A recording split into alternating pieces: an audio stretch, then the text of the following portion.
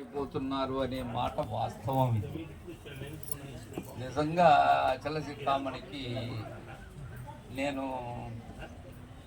శిరస్సు వంచి మరీ నమస్కారం చేస్తున్నాను. కారణం ఏంటంటే ఈ బోధని సక్రమంగా తెలియనటువంటి వాళ్ళు, ఎలా సక్రమంగా తెలియనటువంటి వాళ్ళు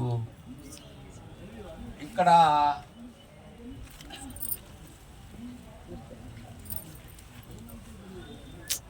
43 అక్షరాలు ఇచ్చిపోయారు. ఎవరు? శివరామదీక్ష. పంచదశి, షోడశి, ద్వాదశి అని ఆ మంత్రాల్ని వల్లి వేస్తూ ఇంక వేరే ఏం తెలీదు. కందార్థాలు ఆ మహనీయుడు 292 కందార్థాలు, అనుభవం 249 కందార్థాలు, 152 పాటలు, గురుధర్మం, అచల సింధు అవన్నీ మనకు ఇచ్చేసిపోయేటప్పటికి వాటిలో అక్కడక్కడ తెలుసుకునేసి ఉన్నాం.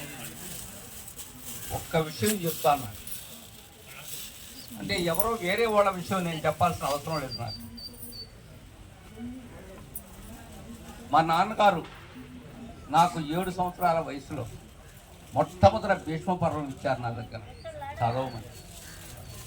7 సంవత్సరాల వయసులో భక్తి అదే చెప్పింది ఇప్పుడు అక్కడ. తర్వాత భక్తితో పాటు ఆ అష్టాదశ పర్వములు కానీ, అష్టాదశ పురాణములు కానీ, రామాయణం కానీ, మా అక్కయ్య సులభాదేవి గారు ఉన్నారు కురుకొండలో, భగవద్గీత. ఎందుకంటే ప్రారంభంలో బేస్ కావాలి. మనకు బేస్ లేకుండా మాట్లాడాలంటే అంత సులభమైనటువంటిది కాదు పరిపూర్ణ బోధ. పరిపూర్ణ బోధకి ఏం కావాలి? ముందు భక్తి, జ్ఞానము, వైరాగ్యము, తరువాత జ్ఞానాతీతం.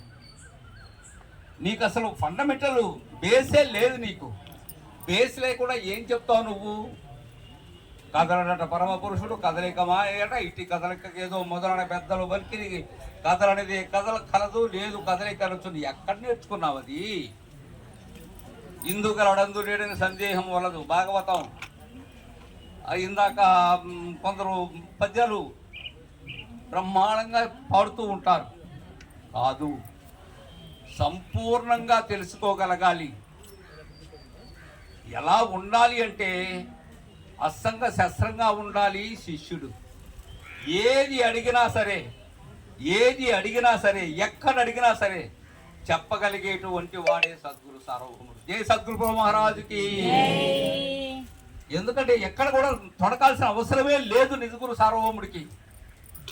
ఏ విషయంలో అయినా సరే అలా ఉంటే వాళ్ళు నిజమైనటువంటి గురు సార్వభౌముడు. అదే చెప్పారు ఆయన. అంతేగాని ఏదో మామూలుగా అది కాదు, ఇది కాదు, ఇది లేదు, అది లేదు, ఏమి లేదు, నా ముఖం ఏమి లేదు.